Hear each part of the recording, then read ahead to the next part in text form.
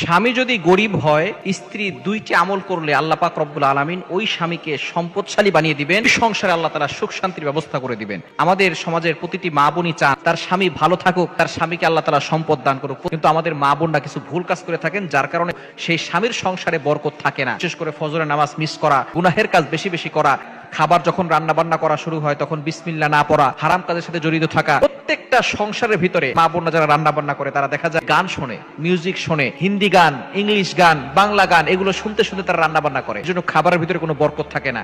যে সমস্ত মা বোনরা চান যে তার স্বামীর সংসারে বরকত আসুক এবং স্বামীর সম্পদশালী হোক, তারা দুইটি কাজ করবেন। নাম্বার 1, আপনি মাগরিবের নামাজের পরে সূরা ওয়াকিয়া তেলাওয়াত করবেন। হারাম সকল কাজ ছেড়ে দিয়ে মাগরিবের নামাজের পরে সূরা ওয়াকিয়া তেলাওয়াত করবেন। সূরা ওয়াকিয়া যেই ঘরে তেলাওয়াত করা হয় ওই ঘরের ভিতরে আল্লাহ তাআলা কখনো রিজিকের অভাব দেন না, এই ঘরের ভিতরে আল্লাহ তাআলা রিজিকের ব্যবস্থা করে দেন।